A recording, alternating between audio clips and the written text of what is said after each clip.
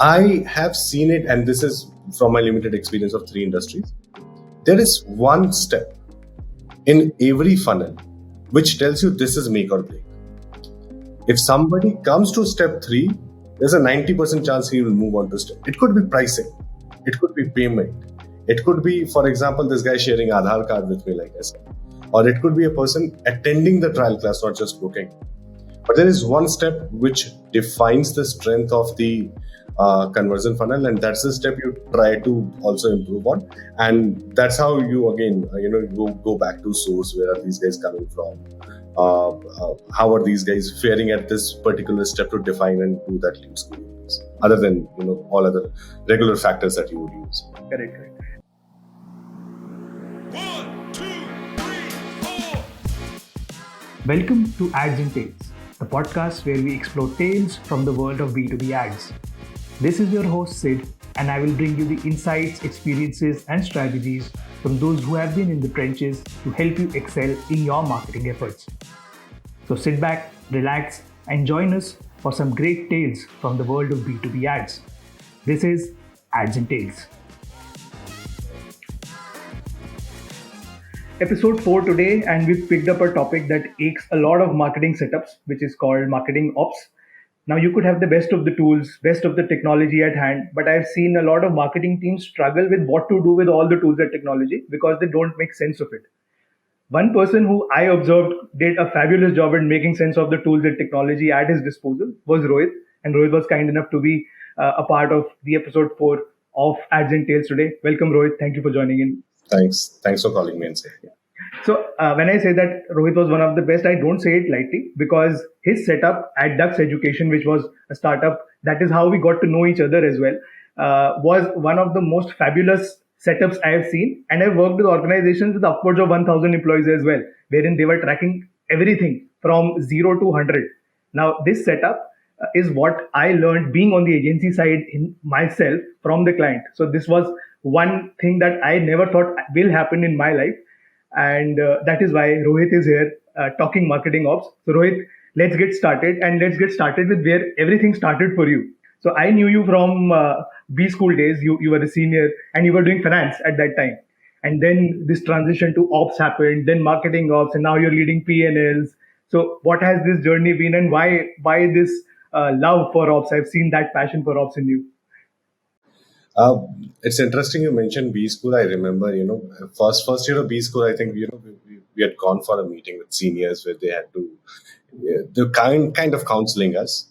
And we were just checking with them, boss, which companies come to the campus, what kind of roles are offered, this, that. I remember making a statement there that if I don't do a job in finance, I will not work. So yes, it has been a crazy journey from there. So interestingly, I'm not sure if you remember, I didn't get an internship from the campus. Figured out Zoomcar outside campus, which in itself was a crazy journey. 2 months of internship with Zoom. Greg, who is the CEO, asked me to continue working with him while as B school, paying me a decent amount of money, which was a crazy sum of money as far as B school life is concerned. So, मैं rice हो गया था. Then he was doing a series B when he asked me to come full time, and I had joined Zoomcar in business finance. Now, business finance is a very, very cross-functional role. It gives you access to everything and anything which is happening in the org. So this was my brush with everything which was happening in the company. And Zoomcar is an ops-heavy company. Fortunately, unfortunately, at that point of time, though Zoomcar is an ops-heavy company, there was no ops team. There was an internal ops team, which was more of an internal product team, but no one was managing ground ops team. It was completely decentralized. So I remember 18 months after I had been with business finance and had gotten bored to some extent, Greg and Paritosh was the CFO, I was reporting into him. They came to me and asked me if I could take charge of, operations vertical. For me, it never mattered at that point of time from what I remember as to, what I am doing, as long as you're making an impact to the company. And Zoomcar was very close to the heart. But I was worried. कि boss, इसके बाद अगर मैं ops कर लूँगा, and my CV will become very confusing, and who's going to give me a job? So I had this pact with Paritosh, and he still pulls my leg for this. As ki boss, I'm gonna do whatever you ask me to do. Ops bolo, product bolo, jo bolo bhi kar lunga. Mere relieving letter mein I need finance because I need a job after Zoomcar as well. So he still pulls my leg for this, but I don't see myself going back.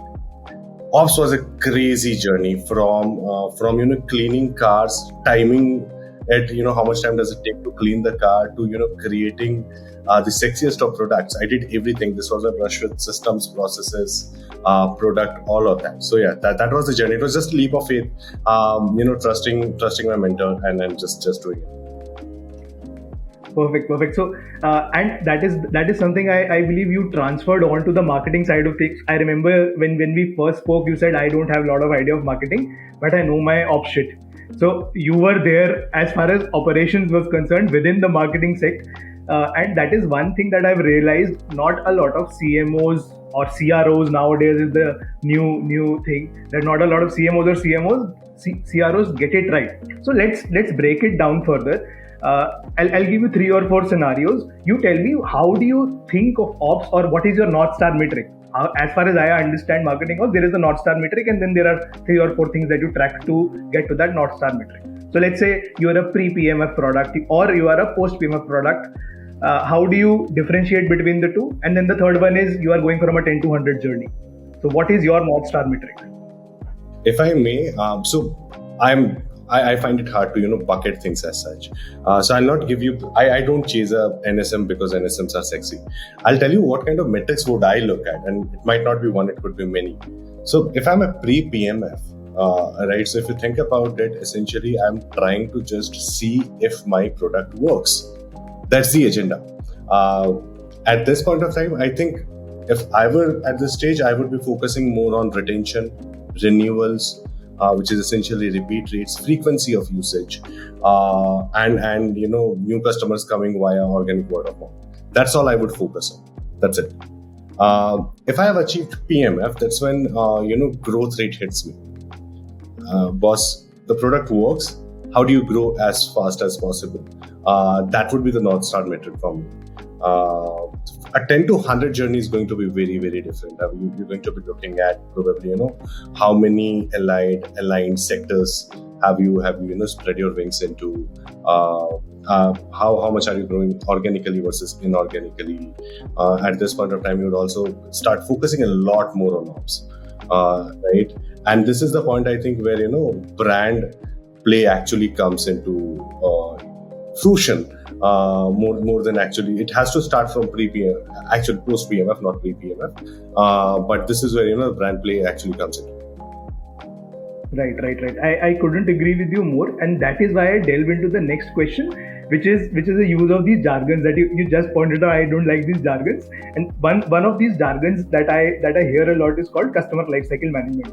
While it is a good term, I like what the essence it brings, but how I break it down is basically SQLs, MQLs, opportunities, and conversions. And this is something that you did at Dux as well, and did it as well as anyone could have. Now the question is, let's do it for a hypothetical company. If you want, you can do it for Dux again, or we could do it for Ad Momenta. How do you define your SQLs, MQLs, opportunities, and conversions? How do you see an MQL? Okay, this is an MQL, this is an SQL, and what is the final conversion? Just lay it out for me. Can you define what do you mean when you say SQLs, MQLs? So SQLs for us in the marketing world is anyone who's let's go top to bottom. So MQLs is a marketing qualified lead. Marketing qualified lead is anyone who's viewed our product or just wanted to consider it. So it is the very topmost level. SQL is sales has seen it. It falls into the categorization that sales feels this is RTG. Opportunities, there has been a word, there has been a demo, things like that. Conversion is a final conversion. So that is how we see it.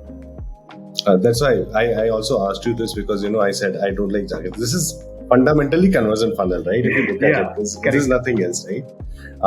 Five different steps depending on industries. It could be 6, 7, 3, whatever. They're like series of steps that you take, and how do you optimize each and every step? I mean, for any industry, for example, let's if you're okay, let's talk about the company that I'm currently engaged with, right? It's in job tech. These guys, I'm working with smart stuff right now. And as the name says, it's a staffing company. We get skilled laborers placed in manufacturing industries, and we are not just a placement company. We manage these workers throughout their lives. So it's a demand supply platform. If you look at it, you have to source the workers, and then there's a demand side of business which works with the factories, manufacturing entities. I'm heading sourcing for them. Now, if you look at it, it's again there are like 4 or 5 natural, organic, logical steps to it. And if I were to ask you, we said, you tell me how would you do it, you would come back to me with the same 5 steps that I'm going to tell you now. That you go, you find people. Those people, you will gauge their interest via XYZ methods. Again, depending on the audience, this is a very different audience than what you have and what I had at tax education. Once they are there, you would want to validate that interest, because right now you have just had a call. Right? Once the interest gets validated, you would want, and this is migration, right? People are coming from West Bengal, Bihar, UP to Bangalore. So that becomes another step, which is which again revalidates their intent, and then they come back, they get onboarded. A lot of people who get onboarded will not go for interview. So these are more. This is not just marketing. If you look at it, this is like steps in business. Proper funnel, right? What you need to do is my way of managing business, and at Dux also I had the same philosophy. At Zoomcar I had the same philosophy, and this is the same philosophy that I'm using. I manage business on dashboards. I need to have a view what is happening where. I need to know, and not just me, every person in the team needs to know what are their points of intervention. There's a happy flow, you define that happy flow. As long as that happy flow is happening, great. But you need to set triggers in the system that, boss, the top of the funnel is not as much as it should be. People moving to step 2 is not as much as it should be. Now, what is the deviation? If the deviation is 10%, probably level 2, level 3 guy can handle. If the deviation is 50%, then you need somebody senior to come in and intervene. So you define those points of intervention and keep on optimizing. A lot of it then depends on, what are the industries and what is the audience that we are talking about. In this case, for example, for smart staff, once we had the visibility in place, we noticed that a lot of people agreed on phone to say, yes, I'll come to Bangalore for you. But a lot of people actually do not turn up, right? So we had to validate that interest. So we said, let's introduce a step which is very counterintuitive if I were to ask a marketing person generally. But I asked people to start sharing their Aadhaar card. Only those who share their Aadhaar card, I'm booking tickets for. But making an extra effort that validates that this guy is actually interested, right? Helps us understand the funnel. I mean, if earlier also 10 people were coming out of 100, probably today also 10 people will come out of 100. But I get to know at a very, very early stage as to what's going to happen, then getting a shock at the end. And then you can optimize also. So yeah, that's about it. I don't know if that answers your question, but yeah, happy to answer it therefore. Yes. So I'll relate this to one of the experiences I think we also had, and I've had with other clients also. It's called friction. So it was always increasing friction, decreasing friction, and there is always a debate about it. That let's reduce friction, let's increase friction. In this case, what you've done is actually increase friction so that your goals are met. And that is what not a lot of marketers also realize, because we are always after reducing friction, that the lead form is complete. Right? Yes. And we've had this conversation before, but I've realized it the hard way, easy way, however you put it, that the stall at the samosa wala stall next to me does not want to do anything with friction or all. He wants a line outside it so that people can notice and come and buy the samosa. So I'm completely in alignment with the step you took. It actually hits the revenue. That is the goal for each marketing person, ops person, sales person. It positively hits the revenue, and that is where we are at. So, which moves me to the next question. We are more concentrated on this tech world, and this is a tech product. Somewhere technology comes in. Does your GTM on the marketing ops side change or differ a little bit when it is a non-tech product versus a tech product, or it is fairly the same? It's not the same, but it's also not a function of whether it's a tech product or non-tech product. I think GTM is fundamentally a function of who your audience is, which is independent of whether the product is tech, non-tech, whether you are a Star Bazaar or a Tanzo Digital. right? Or whether you are in strong hardware play as well, right? It's a function of who your customers are, where are they based. For example, again, in talking from a Ducks education point of view, people might think that we are talking to students, but no, we're not talking to students. We're talking to parents. Where can you find those parents, right? Any early stage startup cannot afford a sales machinery like Baiju. So what would you do? You take the partnership loan. You partner with society management tab so that they have access to this. They can see you do some events in certain societies to do that, right? With respect to smart stuff, for example, right now there are only two ways I can go ahead and source these workers. I can go to individual villages and start talking to people. That's one way. Another way is going to these villages and talking to the sarpanches of these villages, make them local influencers. But that's also very costly. And I'm a lazy guy. I try to find out the lazy way out, which is, so I'm more distribution based that ways, right? So what we're doing right now, the idea is so they're training institutes. You see, where are these guys coming from? If I had to open LinkedIn today, I would actually focus on what's going to happen 5 years down the line, and I would go and attack B schools, IITs, right? I would not find professionals on the road. Similarly, if I have to find workers, I will go and find training institutes who are churning out these workers batch after batch, and they also have a solid alum base, right? So we will do that partnership. So GTM is going to differ strongly depending on and if you look at it, this is also a tech platform. It's job tech, that was ed tech. Subscription was a completely different play, but it's a function of the audience much more than it is that of the group. Correct. Got it. So one other thing which and it is not a leading question from the previous one, but something I wanted to touch upon is lead scoring mechanisms. I partially know what your answer will be, and I think you briefly touched upon it as well. But what are your thoughts? How important is it, or it is agnostic to it, or it depends on what business you are in and things like that? Or you feel that this is very important irrespective of what you're doing? So just to clarify, when you say lead scoring mechanism, you mean essentially you put leads in specific buckets to qualify. These are hot leads, these are junk leads, XYZ, right? Correct. Yeah. Whichever the mechanism be. It's extremely critical, but again, a function of a function of what stage you are at. So these leads will get pushed to the next step, depending on how you manage that next step. If that next step you have a lot of bandwidth available. So let's take example of Ducks education, right? Everybody who comes in shows us the interest. You will go and call those leads, correct? Now, if my team which is handling this, and you need to have at least a certain hygiene number of people handling this. So if the team handling this has enough bandwidth, I will still okay with them going and talking to people, because at the end of the day, even if those are not interested leads from the word go, you'd still end up learning something, right? You will learn what kind of issues they have, what is their counter in their opinion, that why are they not joining us. Having said that, as soon as the bandwidth starts becoming a concern, that's when I start scoring, go to that lead scoring mechanism, and then that's when you hit the highest intent one, the first one. Again, how you do that is a function of who the customer is, what the product is, and all of that. But you have to define, irrespective of what the product is and who the customer is. I have seen it, and this is from my limited experience of 3 industries.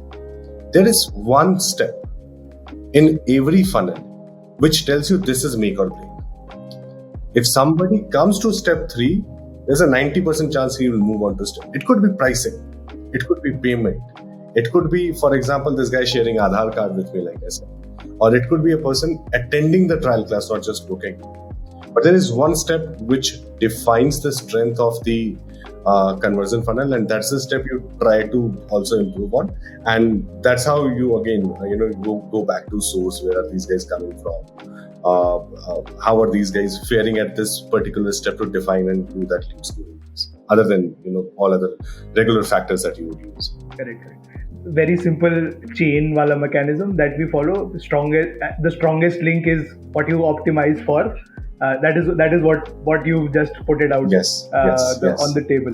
So okay, I'll move to more larger topics. We've gone in a lot of detail with this, and thank you for sharing the perspectives.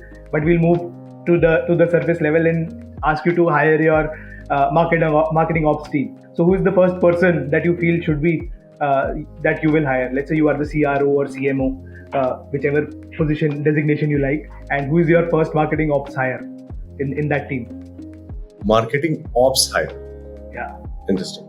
Let me actually change your question, right? I think marketing ops is a fairly generalist role. I like people. I think anybody who's logical, goes step by step, can do this. You were gracious enough to say that, I understand marketing ops. So if I, who is as illiterate in marketing as it can get, can do it, then anybody who's logical can do it, right? So I think it could be a generalist guy who handles this. And even if you listen to if you think about all the conversations that we have had, I'm a very left brain guy, right?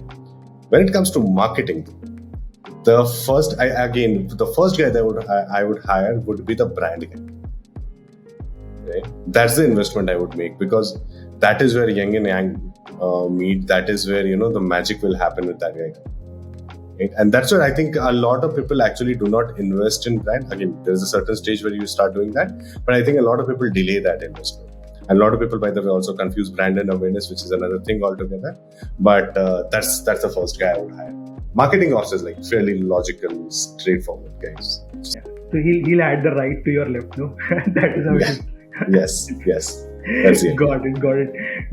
Okay, we'll moving to the last part, or the latter half of the conversation. So I'll just try and close with one controversial kind of a question. So what is your one controversial opinion about marketing? And you can go haywire, whatever you want to say. Shubham will kill me for this.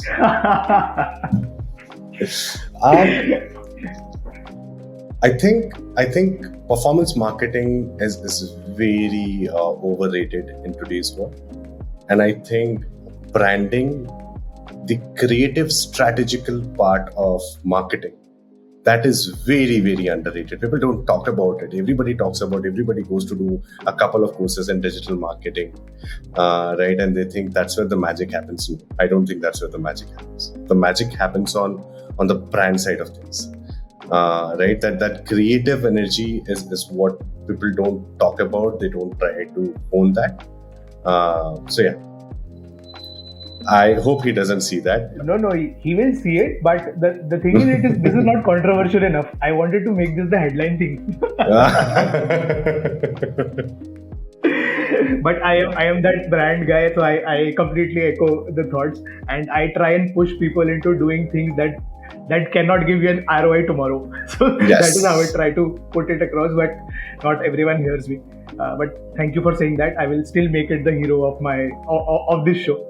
Amazing. Probably the next time we engage, even I might not hear it for a certain budget, but yeah, I do realize it. I do realize it very, very strongly. I'm trying to put it, even in my current role, I'm trying to very, very strongly, consciously put it in my brain that this has to go, and don't worry about this money. This will come back tomorrow. Multiple times. Correct. And we did it briefly with Duxell also during the last 6-8 months. We tried to do something. There was a part of the budget which was for this, and we never looked at what's happening other than the magic that we were creating together, which by the way is the most memorable part of the journey that we had. Everything that we did together on that side of things. I also remember it fondly because I saw it happen in front of my eyes. And saying it is one thing, but seeing it happen is fairly different. So that was an experience I had. So thank you for giving me that experience or the opportunity as well. And that will be a wrap on the show.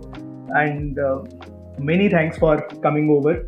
Great chatting with you. It was always a pleasure to work with you. It's a pleasure chatting with you, and I hope we cross paths again and try and work something together whenever you're doing something brand. Just talk to me. but before we close, anywhere that all the listeners can interact with you, talk to you, where can they find you? Yeah, I'm available on LinkedIn. I'm very prompt on LinkedIn. I'm very prompt on Twitter. So yeah, I mean, I'm sure you'd put the handles if required on. Yes, we'll do that. So you can go and follow Rohit Jain, and he will be there to answer your questions, anything and everything related, not just to marketing ops, but ops in general, and a little bit of finance from whatever he remembers now. No. Don't ask me finance questions, please. I'm done with that. All right. Thank you, Rohit. Thank you for joining in. And that's a wrap on episode 4 of Ads and Tales. Awesome. Bye-bye. 1, 2, That's it for this episode on Ads and Tales. For more B2B marketing stories, insights, strategies, tactics, and views, keep listening to Ads and Tales. You can also check out the Ads and Tales newsletter to help you crack the code for B2B marketing. And if you need any help in solving any of your B2B marketing problems, check out admomenta.com. This is your host, Sid, signing off. This is Ads and Tales.